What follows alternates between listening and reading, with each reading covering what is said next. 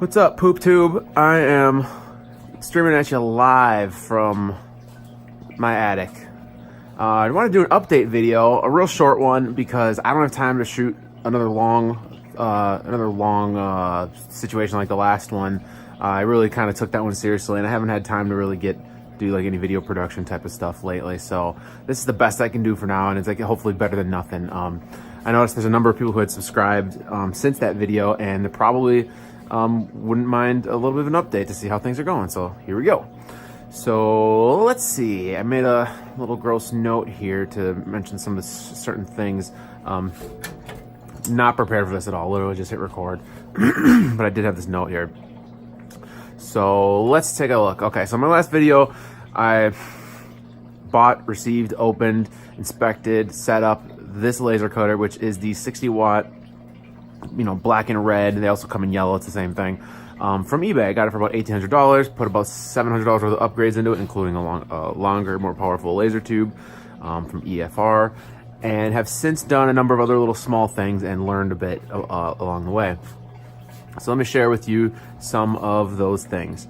So one of the things I've done, which I've seen other people do as well, let me just make sure the view is good. Now, I haven't fully committed to this yet.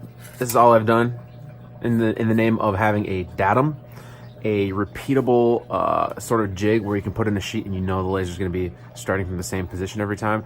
Because as you'll see, the travel of this head stops there. It's about 2 to 3 inches shy of the full extent of the honeycomb table. And then to the left, it actually goes past the edge of the honeycomb a little bit.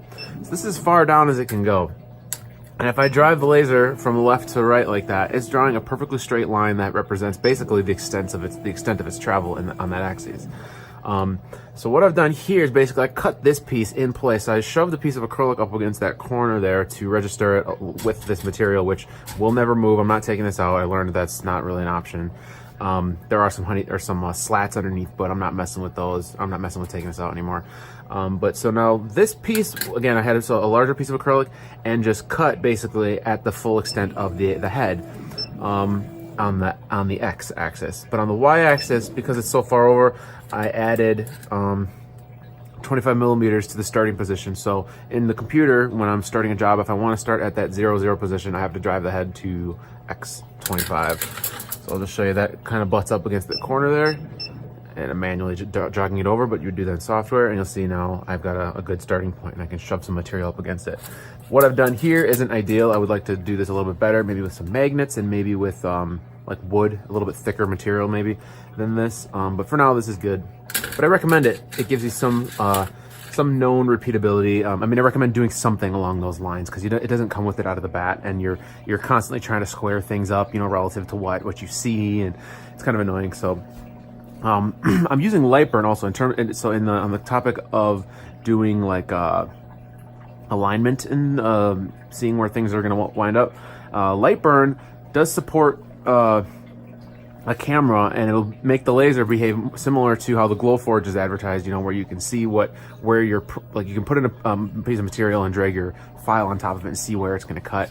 And I played with it a little bit. I've got this little machine vision camera that I picked up off of Amazon for like 20 bucks. And I only played with that one day just for fun, and I haven't actually had a chance to implement it because it isn't 100% useful to me, or hasn't been, but I think I'm going to try that again. I guess he's improved the alignment process since then, but I recommend trying that out. I'm going to try to tie it into the same USB cable, put like a splitter somewhere in the laser, and then have it just still be the one cable if I do go that route. Add a little chunk of heat shrink onto this knob here because it was so raspy out to the touch. Just a big old red piece of heat shrink, and it feels real nice to the touch. I have purchased a dedicated calipers that will always be with the machine, because occasionally you need to know what size things are, what size you want to make things, so good to have on hand. I may or may not have actually showed this in the last video, but I also I cut open one of those Harbor Freight measuring tapes and just taped it along this inside edge, registered all the way to the far left here oops. Okay. So that I can just take a material, like if I need to figure out what the size of let's say this piece of cardboard, for example, I can just butt it up at this edge and read it straight away. Much quicker than getting out the measuring tape. I wanted to show off these little guys. So you get a 4-pack of these for I think $2 at Harbor Freight. It's got a magnet on the bottom and a hook on the top, which is like kind of threaded in. And I've been using them for handles to open my magnet held doors, because I'm basically just bypassing these locks so I don't have to do it every time. So I bought a few of them, got them all over the place so I can get into the panels. But they also double as something to hold down your material. If you've got something thin that's flopping around, it gives you a little handle there, you can set it on there, and it holds pretty damn tight to this honeycomb.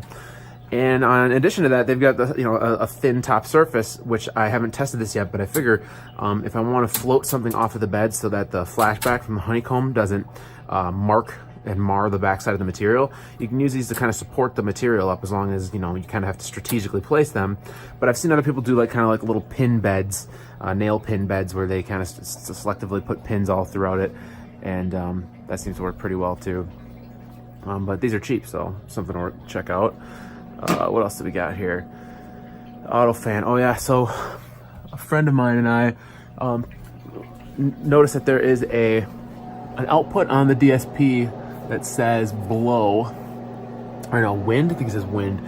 And looking into it, found out that you can run a wire from that to a relay and then, trigger a circuit. So in this case, that gets fired every time you start a job. So I want to tie it into a relay in order to make the exhaust fan and the air compressor turn on automatically before and after a job, so it's not constantly running. Because one thing that really bugs me is that if I'm running a long job and I walk away, well, I heat my garage, and when it sucks that air through, it's got to come from somewhere, so it pulls in fresh, cold air from the outside, and I don't have a heat exchanger, etc.